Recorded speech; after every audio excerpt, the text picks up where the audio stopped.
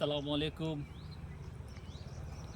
ಒಬ್ಬ ದಾರ್ಶನಿಕರು ಹೇಳುತ್ತಾರೆ, ಈ ಜಗತ್ತಿನಲ್ಲಿ ತಂದೆ ತಾಯಿ ಇಲ್ಲದವನು ಅನಾಥನಲ್ಲ, ಬದಲಾಗಿ ಯಾರಿಗೆ ವಿದ್ಯೆ ಇರುವುದಿಲ್ಲವೋ ಅವನೇ ಈ ಜಗತ್ತಿನಲ್ಲಿ ಅತ್ಯಂತ ದೊಡ್ಡ ಅನಾಥ ಎಂದು ಹೇಳುತ್ತಾರೆ.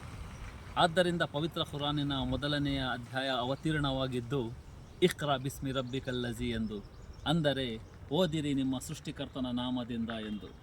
ವಿದ್ಯೆಯನ್ನು ಕಲಿಯಬೇಕೆಂದರೆ ಕೇವಲ ನಾವು ಪುಸ್ತಕಗಳ ವಿದ್ಯೆಯಲ್ಲಿ ಮಾತ್ರ ಸೀಮಿತವಾಗಿರಬಾರದು, ನಾವು ಸಂಸ್ಕಾರದ ವಿದ್ಯೆಯನ್ನು ಕಲಿಯಬೇಕಾಗಿದೆ. ನಾವು ವಿದ್ಯೆ ಕಲಿತು ಸಹ ನಮ್ಮ ತಂದೆ ತಾಯಿಯವರು ವೃದ್ಧಾಶ್ರಮದಲ್ಲಿರುತ್ತಾರೆಂದರೆ ಅಂತಹ ವಿದ್ಯೆಗೆ ಯಾವುದೇ ಬೆಲೆ ಇಲ್ಲ.